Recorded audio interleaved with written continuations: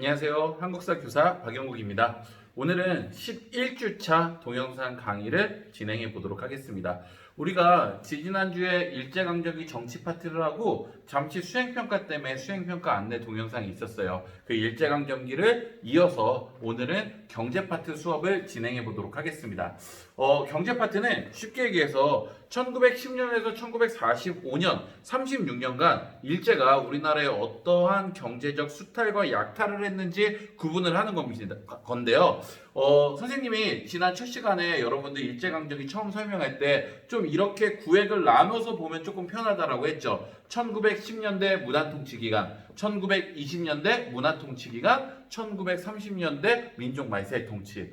경제 파트도 이렇게 1910년대, 20년대, 30년대를 구분해서 본다면 여러분들이 조금 더 쉽게 이해할 수 있을 겁니다. 그럼 지금부터 경제 파트 우리가 어떤 일제에게 수탈을 당했는지 그 내용에 대해서 설명을 하도록 하겠습니다. 자, 먼저 1910년대 무단통치 기간입니다. 일본의 식민지 지배가 시작이 됐어요. 그때 당시에 우리나라는 농경국가였어요. 그러다 보니까 일본은 우리나라에게 경제적 수탈로 가장 원하는 것은 당연히 그들이 공업화하고 산업화를 진행하는 동안 쌀값이라든가 이런 쌀 가격을 안정시키기 위해서 우리나라에서 쌀 그리고 토지 이런 것들을 많이 약탈해가는 게 그들의 주된 목적이었습니다. 그래서 1910년대 일본의 경제적 주요 수탈은 이 토지 조사 사업이라는 것을 통해서 여러분들이 정리할 수 있습니다. 말 그대로 우리나라 토지를 일본이 조사하는 사업을 벌린다라는 거예요. 이게 무슨 뜻이냐?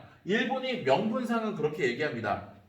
우리 조선도 일본처럼 근대적 토지 소유권을 정확히 주어야겠어. 그래야 이 재산 간의 분쟁이라든가 이런 것도 없어지고 이 근대적으로 이렇게 표현할 수 있을 것 같아 라고 하면서 우리나라에 있는 전 농토 토지를 일본이 조사를 한다라는 거예요. 즉 정확한 소유권이 누구인지 이 땅은 누구의 소유권으로 어느 정도 기간이 왔는지 이런 것들을 신고하고 보고하라는 겁니다. 근데 이 근대적 토지 소유권을 확립시켜 준다는 것은 명분일 뿐 실제로 일본이 원하는 것은 세수, 말 그대로 세금을 내는 숫자를 확보하고 더 확보하고 그리고 신고되지 않는 토지를 약탈하는 것이 그 목적이라고 볼 수 있습니다. 그래서 이 토지조사 사업은 이렇게 진행이 돼요. 기한, 어떤 정해진 기간 내에 신고를 해야 되고 그 신고를 할 때 증거로 토지 문서를 가지고 와야 됩니다.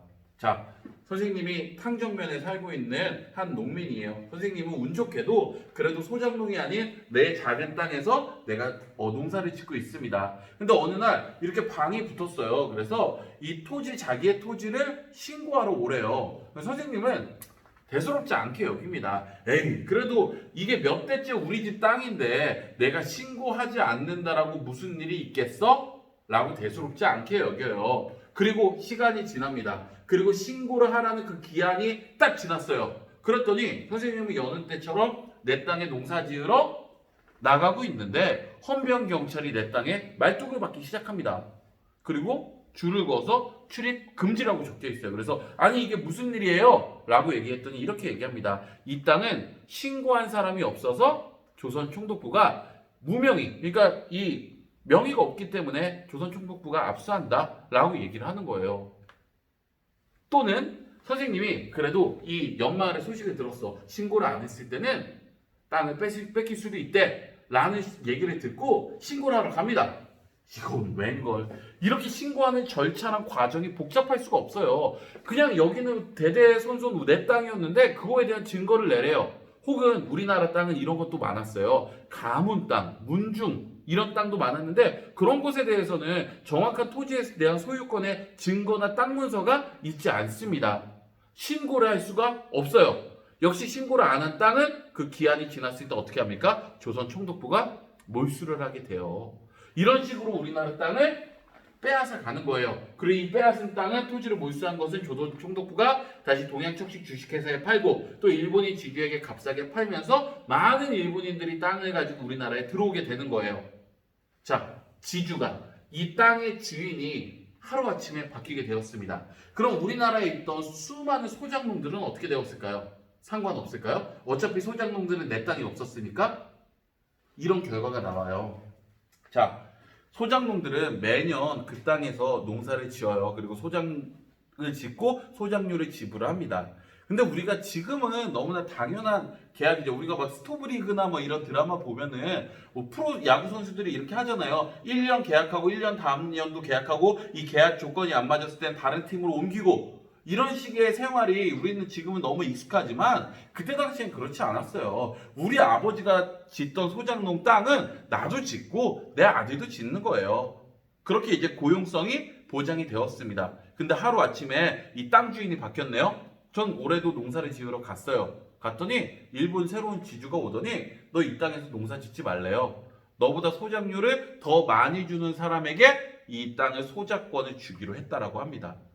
혹은 우리 집안에 독립운동가들이 있어요. 그러면은 또한 소작글지를 주지 않는 거예요. 그래서 이 경작권 부정이란 뜻이 그거예요. 난 소작농이지만 내 땅 그 소작지를 경작할 수 있는 권한이 있었는데 그것이 부정되고 기한부 계약제, 매년 계약을 하는 소작농으로 전락하게 되죠. 그럼 어쩔 수 없이 지주한테 어떻게 할 수밖에 없을까요? 굽신굽신거리고 그들의 지배를 받을 수밖에 없는 겁니다. 토지조사 사업의 가장 중요한 거, 명분은 우리나라의 근대적 토지 소유 제도를 확립한다라고 했지만 실상과 목적은 우리나라 토지를 빼앗는 것이죠. 그러면서 기한 내 신고 증거주의를 내세우면서 우리나라 토지를 약탈해 갑니다. 자, 그리고 1910년대 경제제도에서 또 우리가 중요한 개념으로 회사령이라는 것을 또 알고 가면 좋을 것 같아요. 말 그대로 회사, 어떤 기업을 설립하려면 조선총독부의 허가를 받아야 된다는 명령이에요. 선생님이 자본이 있어요. 그래서 어떤 회사를 설립하려고 했더니 조선총독부의 허가를 받아야 됩니다. 하지만 조선총독부는 조선인의 민족자본 성장을 두려워하고 있기 때문에 쉽게 허가를 내주지 않아요. 즉 무슨 뜻이에요? 조선인들은 기업이나 회사를 마음대로 세울 수 없습니다. 1910년대는 이렇게 우리나라의 땅을 빼앗아가고 이 민족자본 성장을 억제하는 시기라고 생각을 하면 됩니다. 자, 이제 1920년대예요. 1910년대에서 20년대로 바뀌는 중요한 사건을 3.1운동이라고 했습니다. 자, 3.1운동 이후에 이제 문화통치로 바뀌었을 때 일본이 우리나라에 했던 경제적인 대표적인 수탈을 산미 증식 계획이라고 부릅니다. 산미, 말 그대로 미는 쌀이에요. 쌀 미자예요. 쌀을 생산해라. 증식, 더 많이. 왜 이런 게 나왔냐면 그 배경에는 일본 내 쌀 부족 현상이 나옵니다. 즉 1910년대는 일본도 급속한 공업화 그리고 1차 세계대전의 참전 이런 거를 통해서 농지와 농토가 부족하면서 물론 우리나라에서 땅을 뺏어갔지만 그것만 가지고도 부족한 거예요. 그러니까 쌀값이 점점 오릅니다. 노동자들이 반란을 일으켜요. 폭동을 해요.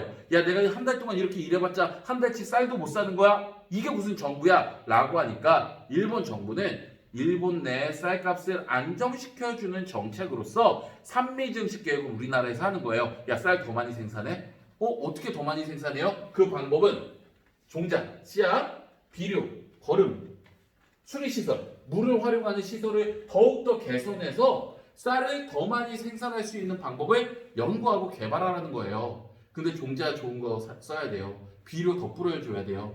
물길 터야 돼요. 이거 다 뭐 드는 거예요? 돈 드는 거죠.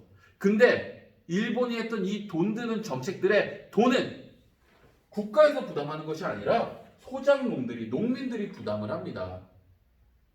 자, 결과 볼까요? 증산에는 어느 정도 성공했어요. 네, 그 전보다 쌀 생산량이 많이 늘긴 했습니다.